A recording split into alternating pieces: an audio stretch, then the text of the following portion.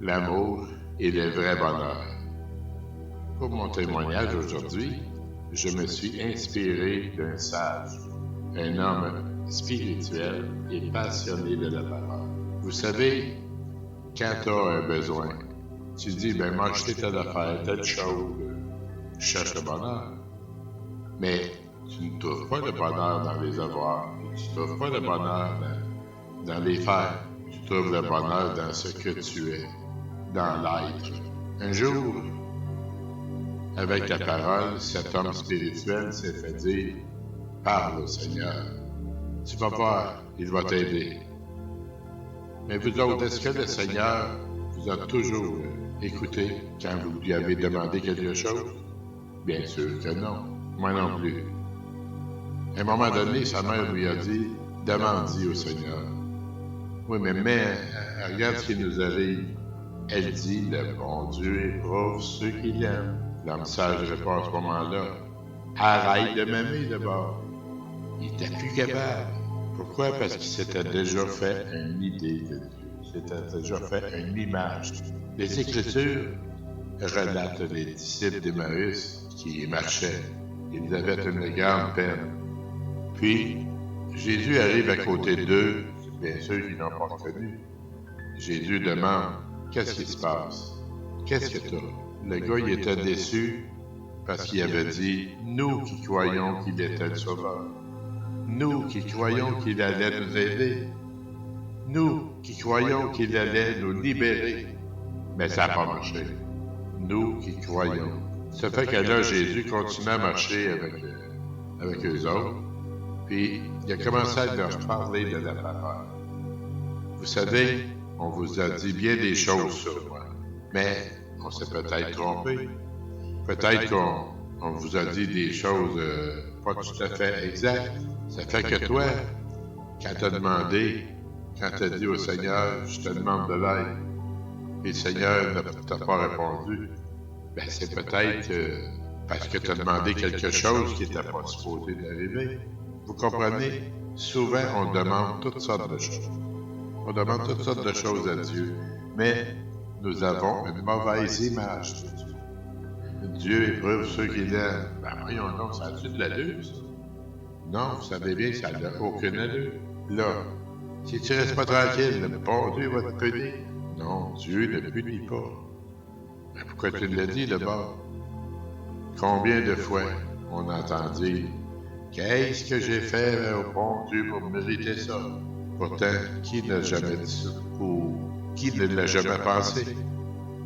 Parce que quelque part, on a pensé un jour que le bon Dieu nous punissait. Puis le bon Dieu c'était ci, puis le bon Dieu c'était ça. On a oublié, oui, on a oublié qui il était vraiment. Parce que quand tu dis que c'est ce que j'ai fait de mal au bon Dieu, ce que j'ai fait de bon au bon Dieu, pour mériter ça, c'est j'ai fait. Le bon Dieu dit, j'ai pas d'idée. Voyez, le bon Dieu ne punit pas. Vois-tu comment l'image qu'on a de Dieu? Donc Jésus a parlé avec les gars. Il leur a dit à travers les Écritures. Oui, il a parlé à travers les Écritures. La première chose qu'il leur a dit, écoutez bien ça. Dieu a envoyé son Fils dans le monde, non pas pour le juger, mais pour le sauver. Non pas pour l'écraser, mais pour l'aimer. Donc déjà, en partant de là, juste en regardant cette image-là, chacune de nous, on est capable de dire, on pourra dire, mais Seigneur, je ne veux pas m'en aller en enfer. Ce n'est pas vrai. Ce n'est pas vrai ce qu'il nous dit ça. C'est un Dieu d'amour. C'est un Dieu, c'est un bon Dieu. Il est bon et amour. Rien d'autre. Arrêtons de l'accuser de tout ce qui nous arrive d'épreuve. Il est bon et amour. On ne dit pas que c'est un mauvais Dieu, on dit que c'est un bon Dieu. C'est pas lui qui envoie des épreuves, mais si on lui demande, il va nous assister, nous accompagner dans les épreuves. Donc, s'il n'est pas venu juger le monde, il est venu le sauver.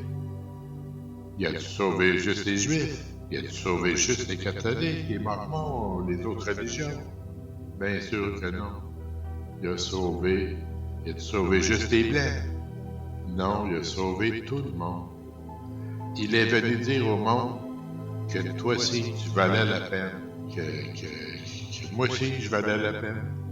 Il en est mort pour sauver chacun d'eux, en donnant sa vie en rançon pour la nôtre. Aie la foi. Oui, aie la foi.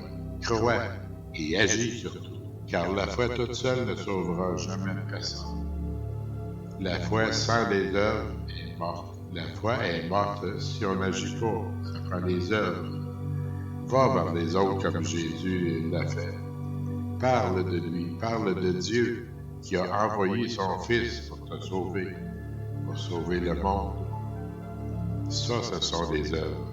Et aie de l'amour et du pardon pour tous et chacun autour de toi. Quelle que soit leur faute, tu n'es pas le juge de ton prochain, mais tu es le frère ou la sœur de ton prochain. Oui, Jésus est venu te dire que tu es sauvé. Mais la grande question est, le veux-tu? Le veux-tu vraiment? Alors pratique ta foi et pratique tes œuvres avec amour pour ton prochain, sans le juger, et en lui accordant ton pardon s'il t'a offensé. Comment aimer quelqu'un que je ne connais même pas en me rappelant qui nous sommes? Nous sommes tous et toutes frères et sœurs. Que nous sommes, on peut se rappeler aussi que nous sommes tous et toutes égaux. Nous avons tous le même Père. Donc, on fait partie tous de la même famille. Vous pouvez dire, mon fils, il n'est même pas baptisé, ma fille, elle va même pas à la messe. Il y a des tonnes de choses qu'on peut dire comme ça.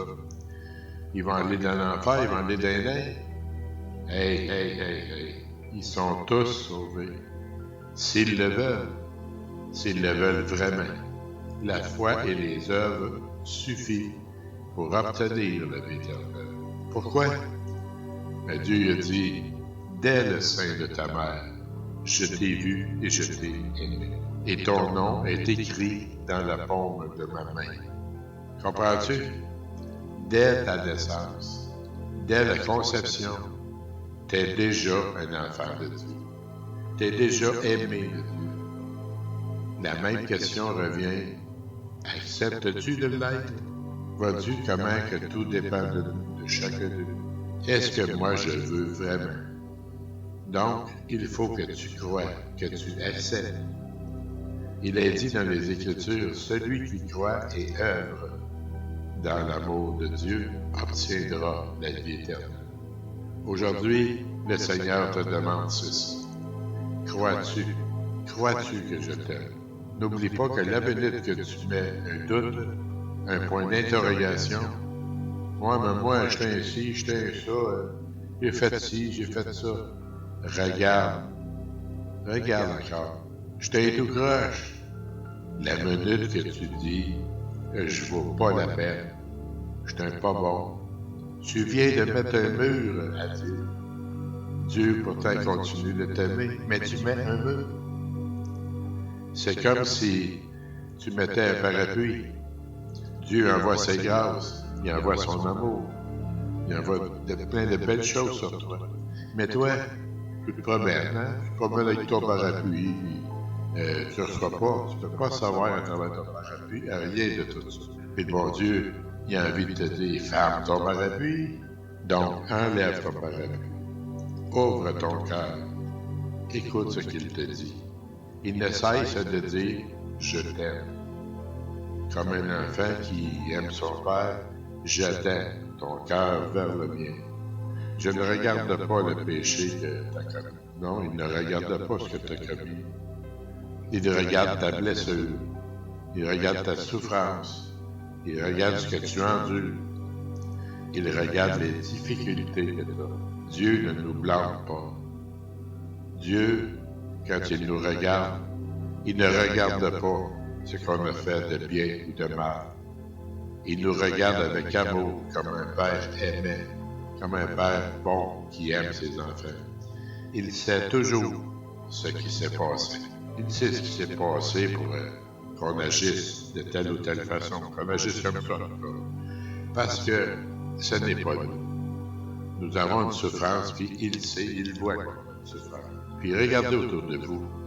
Quand on dit j'aime à quelqu'un, tu ne regardes pas ce qu'il fait, tu cherches à savoir ce que tu vas faire pour l'aider à s'en sortir.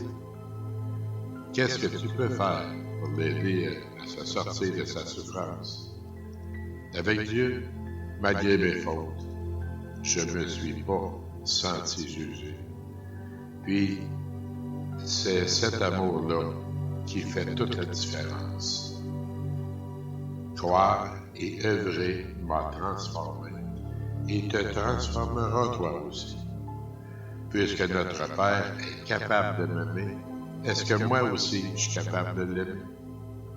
De croire en lui, de œuvrer en lui, de œuvrer pour lui. Tu vois, c'est là que ça commence. Remercie Dieu pour tout ce qu'il t'a donné, pour tout ce qu'il fait encore pour toi, et agis comme un vrai enfant de Dieu qui aime son Père, qui croit et œuvre avec amour pour lui. Tu vois, le bonheur, le vrai bonheur, l'amour, le bonheur, conduit où? À la vie éternelle.